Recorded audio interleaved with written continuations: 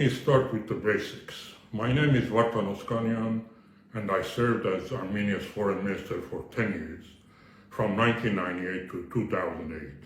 Currently, I serve as the coordinator of the Committee for the Defense of the Fundamental Rights of the People of Nagorno-Karabakh, established and mandated by the National Assembly of the Republic of Nagorno-Karabakh.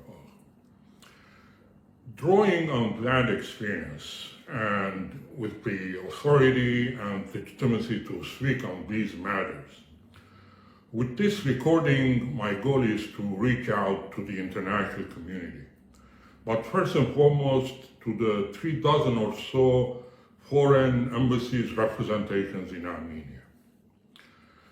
I would like to talk today about the Armenian detainees in Baku, the continued silence of the international community regarding the detention of the Armenian leaders, prisoners of war, and even civilians in Baku represents a stark and shameful abdication of responsibility.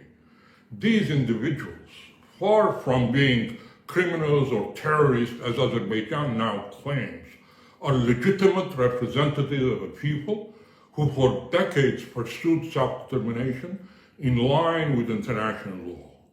Their peaceful advocacy places them in the tradition of many other respected international figures who dared to imagine a future grounded in dignity, rights, and democratic governance. That these leaders are now subjected to politically motivated show trials is not only an affront to justice, but a direct challenge to the credibility of the very international system that once engaged them in negotiation.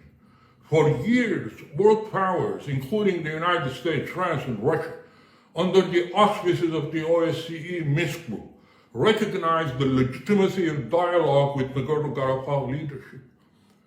To now ignore their detention is to retroactively invalidate those decades of diplomacy and legitimize Azerbaijan's attempt to criminalize a cause once embraced as a subject of international mediation. Worse still, these detentions come in the wake of a brutal campaign of ethnic cleansing, the forced expulsion of 120,000 Armenians, the months-long blockade of the region, and the military assault of September 2023 culminated not only in the destruction of lives, but also in the systematic erasure of Armenian cultural identity.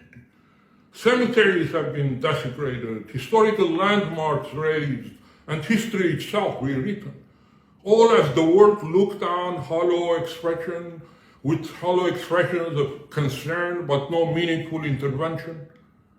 The failure of the international community to act, particularly the co-chairs of the Minsk Group, has given Azerbaijan a green light to rewrite the narrative.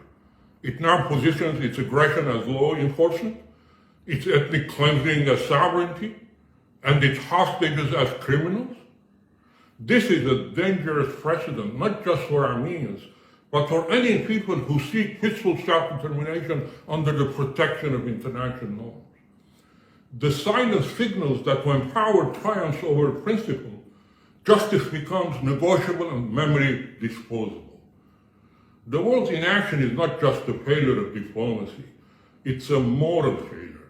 If the trials in Baku are allowed to proceed unchecked, they will mark not just the silencing of the Armenian cause, but the erosion of the international community's very foundations: respect for human rights, rule of law, and the peaceful resolution of disputes. It is time for the world to speak, not just in statements, but through decisive action. Just